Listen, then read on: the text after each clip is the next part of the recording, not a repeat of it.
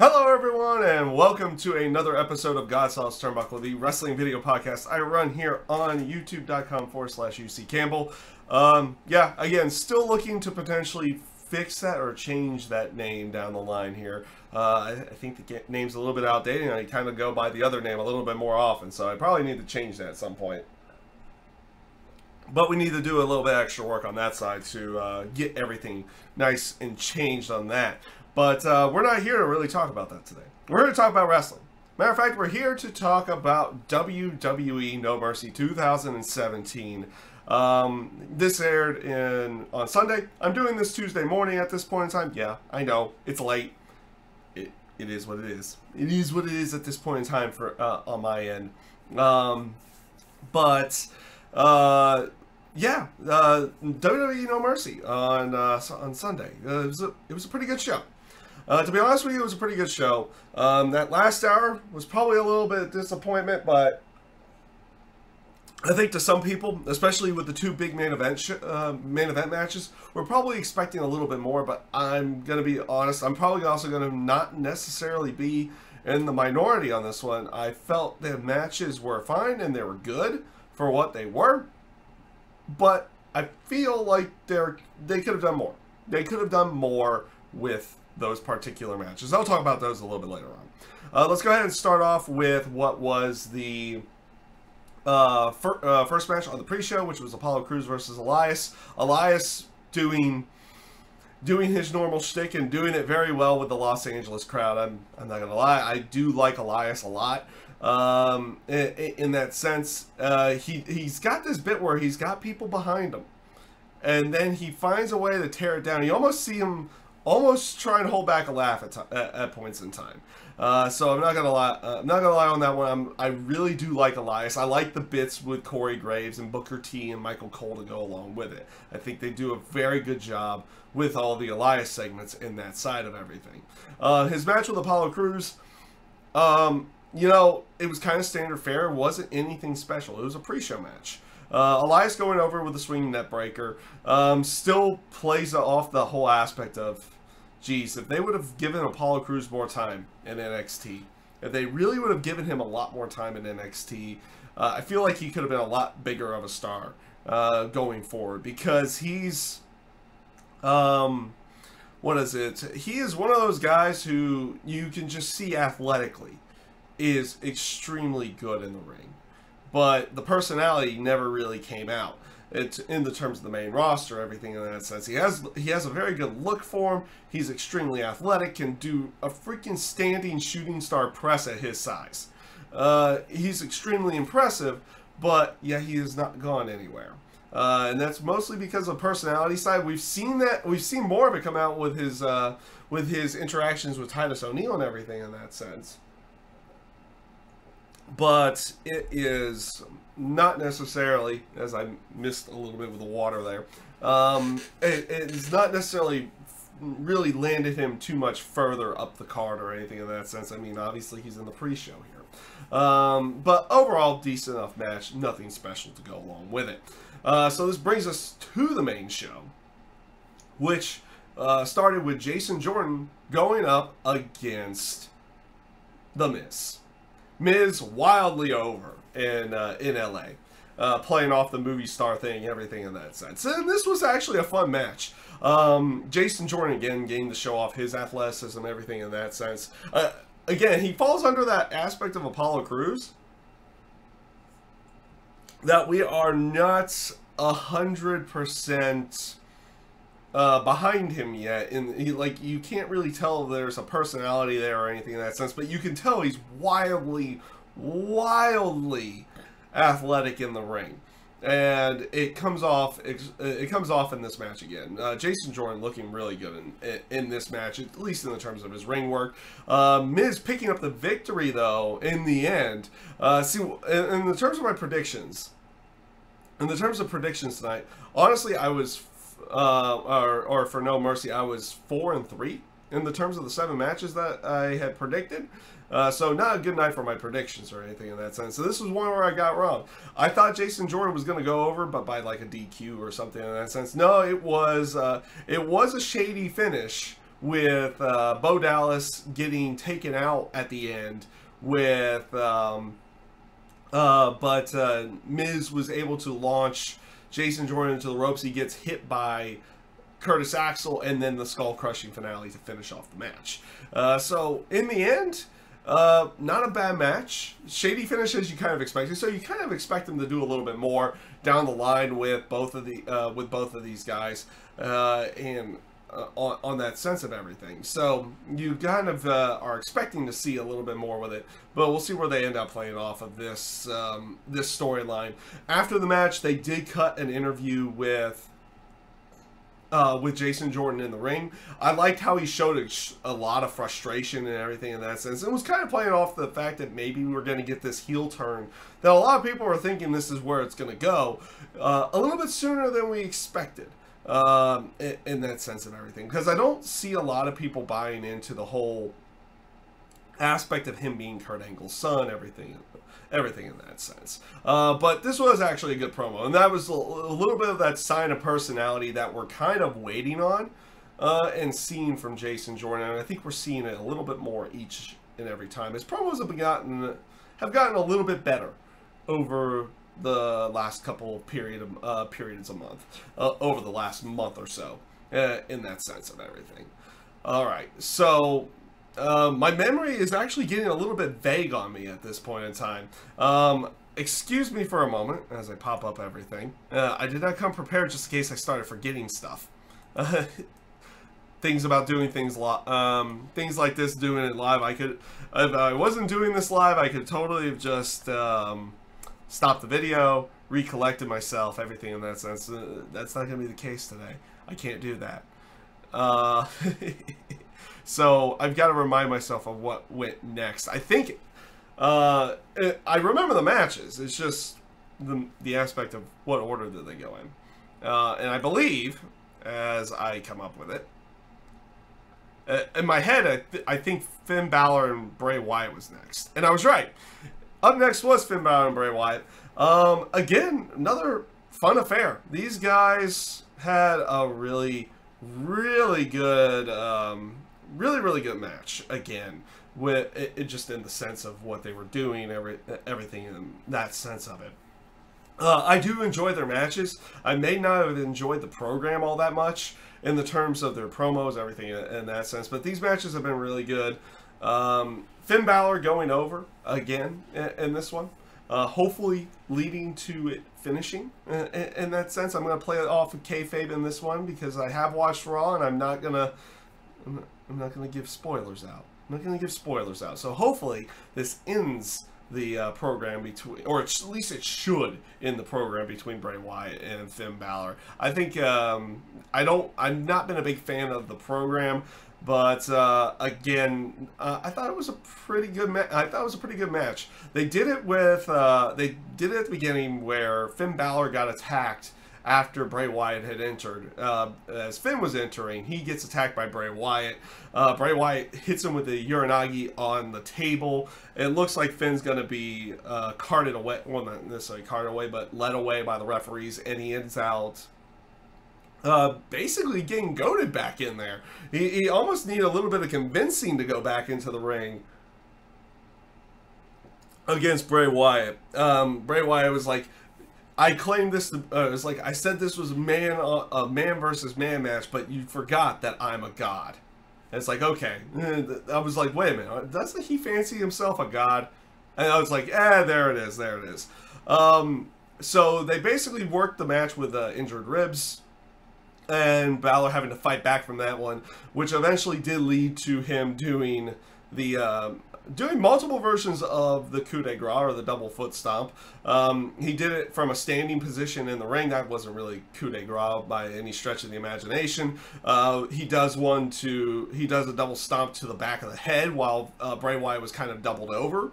And then eventually hits the coup de grace to finish off the match and take the win over Bray Wyatt. Again, fun match. Kind of hope that one's gonna be over with after this one. So this leads us into the Raw Tag Team title match with Seth Rollins and Dean Ambrose going up against Sheamus and Cesaro. or the bar. The bar. I still find it weird with them doing that. It's a little bit weird, but it plays off of what they're calling themselves, so I guess that's fine to go along with it as well. This was a great match. This was actually a really damn good match. Very enjoyable. I think what is it? The tag divisions of both Raw and SmackDown, you've got feuds that I could just watch them do matches almost on a weekly basis and maybe not get bored with it. Sheamus and Cesaro, Dean Ambrose and Seth Rollins, again, doing really good stuff inside the ring. Cesaro, like really early on in the match, he gets slingshot into the turnbuckle area. I think he was supposed to take the turnbuckle, but his face hits the ring post out there and actually either knocks out or shoved a couple of his teeth up there, and he was bleeding pretty badly throughout the rest of the match. And it looked really nasty, especially after they did go to like a slow-mo later on in there. This was one of those matches, like it was one of those spots that's like, yeah, that looked really bad, and obviously it showed because he was bleeding pretty much throughout the entire match afterwards. They did do a spot on the outside really early on, and this was the aspect of the match itself, was that for a good chunk of the match, it was Cesaro and Sheamus isolating Dean Ambrose and Seth Rollins, and basically not letting them do anything in the terms of making tags, anything in that sense. You got a couple hot tags in there eventually at some point in time, but after the first one where Seth Rollins got tagged in after they beat up Dean Ambrose for a while, and this was after Cesaro did like a swing into the stair steps, basically hurting Dean Ambrose's shoulder for the duration of the match. They worked over Dean for a while after that. He eventually gets the hot tag. That got shut down real quick, and they worked over Rollins for a while too. And after the second hot tag, that's when everything really picked up. That last third of the match, everything picked up, was extremely fast-paced throughout the entire match. And Jesus, that spot that they did. Now they were going to do, it looked like they were going to do the exact same spot they had done at SummerSlam, where Seth Rollins does a Hurricane Rana to Cesaro as Sheamus was about to do White Noise, so kind of knocking out Sheamus to go along with it. But this time, Cesaro catches Seth Rollins and keeps him into a powerbomb position while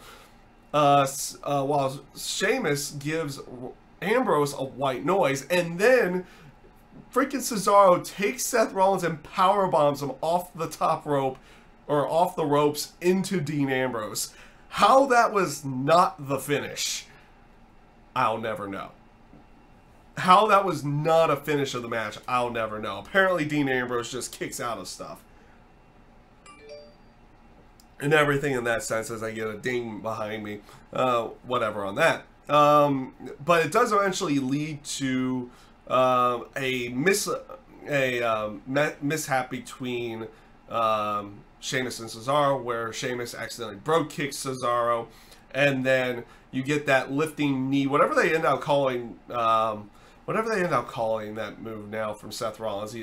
It's almost like the Rainmaker, but he does a knee to go along with it, and then that goes into Dirty Deeds, and they pick up the victory over Sheamus to retain their titles. Not regain, but retain the titles.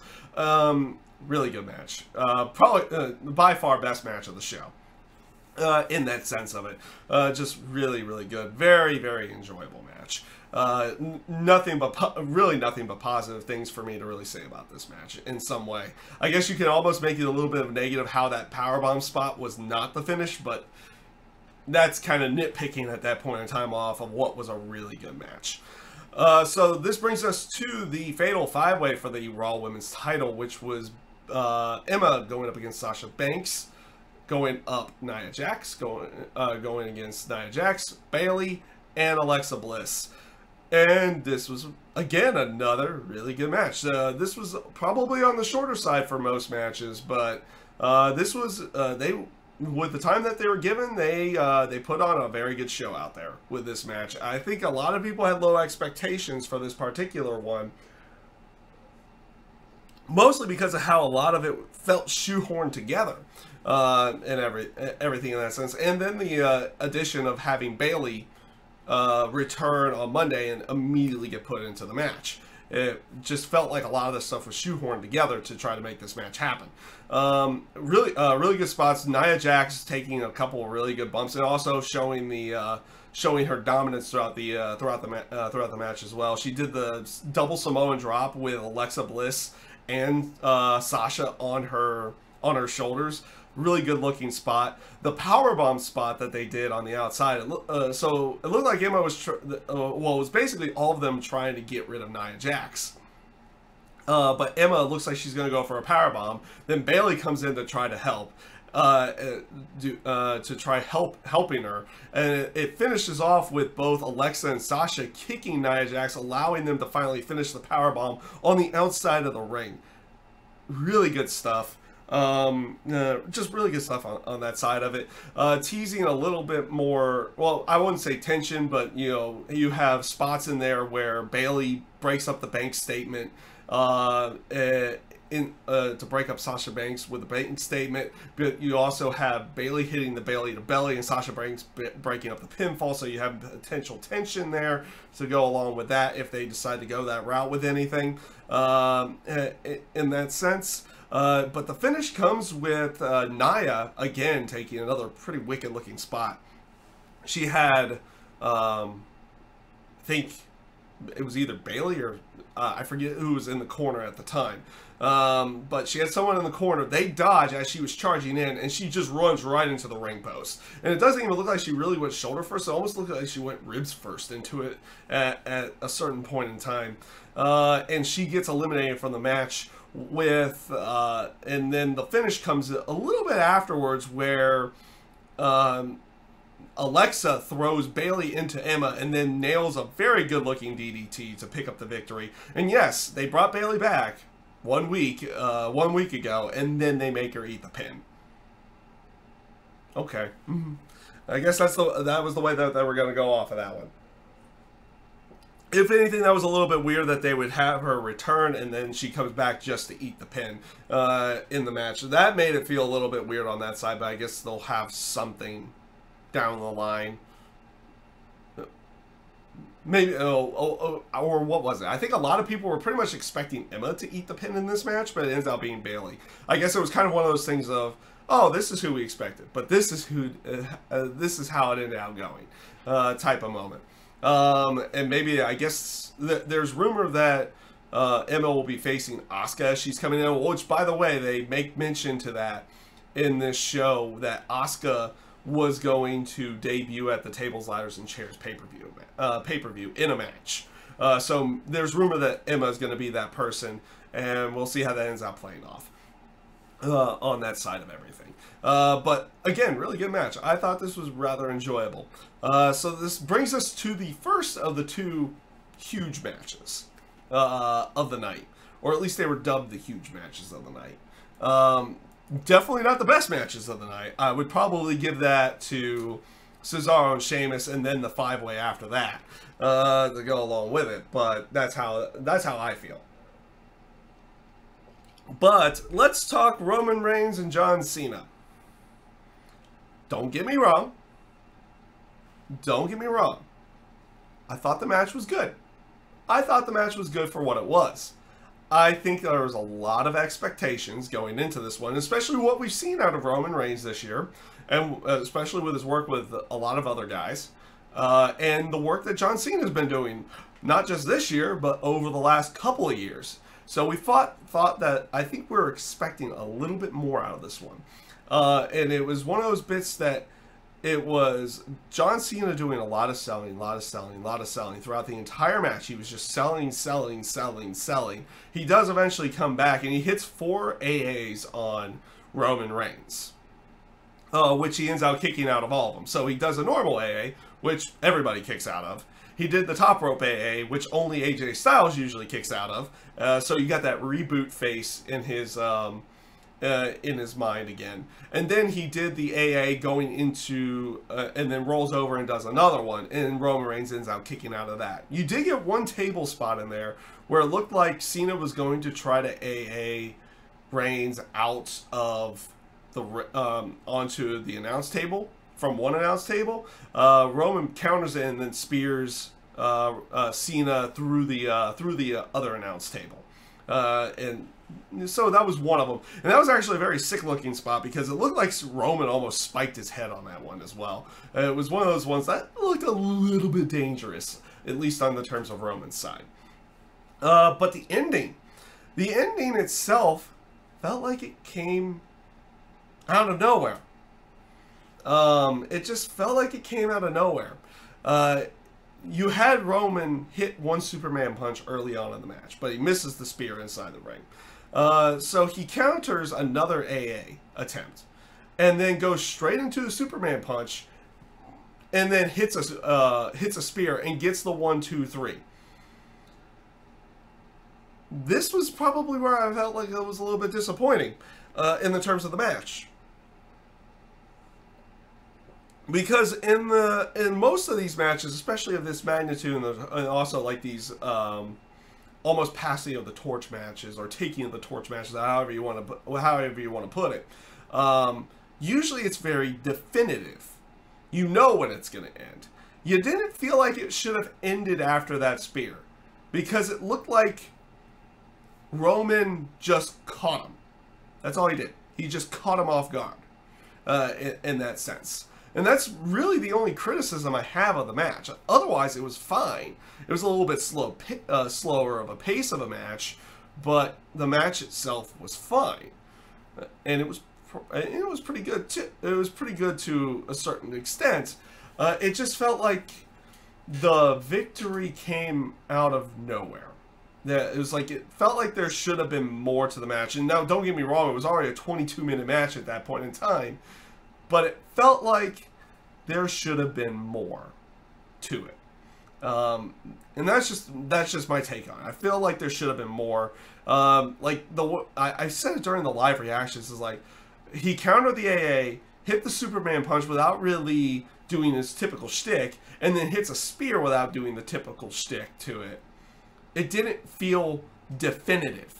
It felt like I caught him, I got him, I just got him out of nowhere. Which you would expect in a match like that. You wanted something crazy definitive, like him doing his typical shtick or something like that, or Cena so beaten down that he can't continue, and he gets hit with one last spear, and then it's over with. But I mean, it also goes off to say it's like it was only one spear in the ring as well, so you could play it off as like at least. The finisher's kind of protected at that point to go along with it. But like I said, I felt like it needed to feel more definitive. And I don't feel like you got it in this match. And I felt like a little bit disappointed in that sense. But it's still a good match. So before the main event, you had the Cruiserweight title match with Enzo, Amore, and Neville. And all I've got to say to this one, this was the worst match of the night. It was basically Neville beating down Enzo throughout the entire match for like 10 minutes or so to go along with it. And then Enzo does something. Neville had him outside the ring, threw him into the timekeeper's area to get counted out, but Enzo decided to grab the title, and he taunts Neville with it, even teases using it, gives it back to the ref who was about to try to DQ him, and then of course when the ref's back is turned, he low blows him and picks up the victory.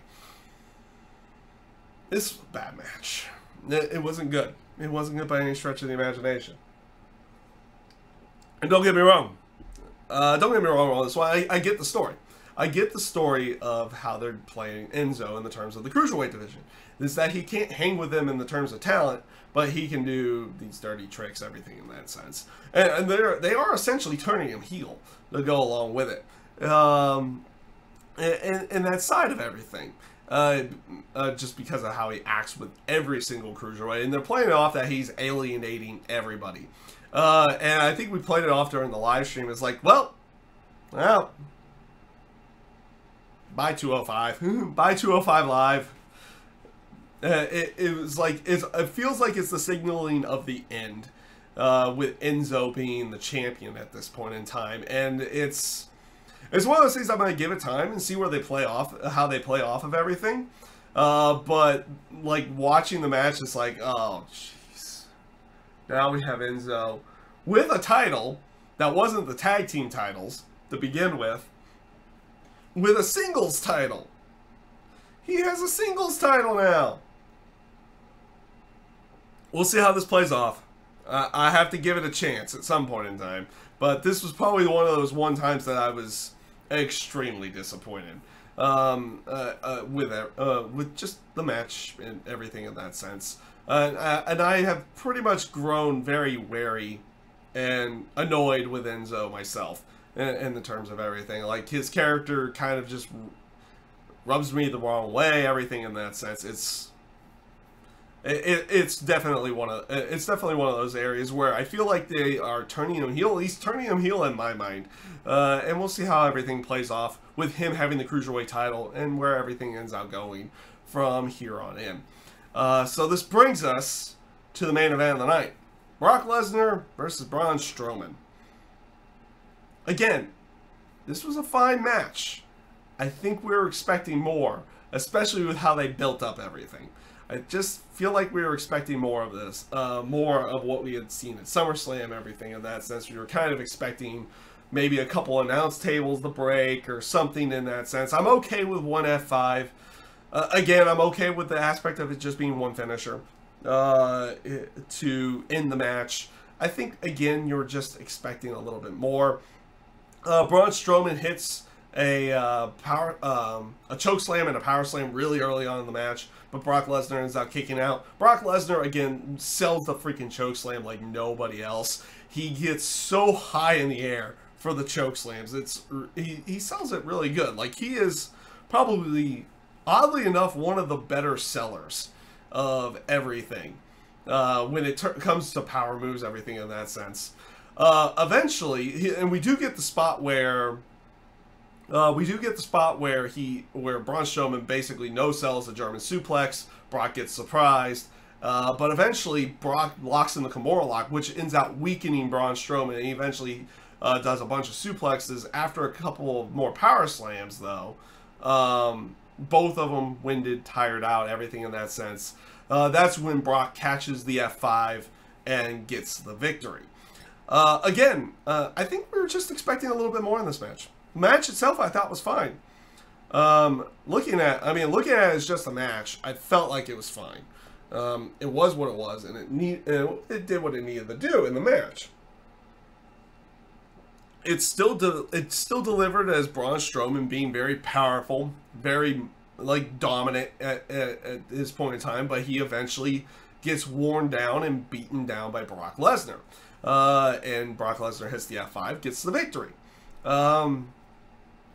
In that sense, I thought it was good. I think, again, we were just expecting more from it, and we didn't end up getting that in this one. Again, it just plays it off that, like, these two crazily hyped main events were good matches. They were fine. They did what they needed to do in every sense of the word. But I feel like fans were left a little bit disappointed in both of the matches.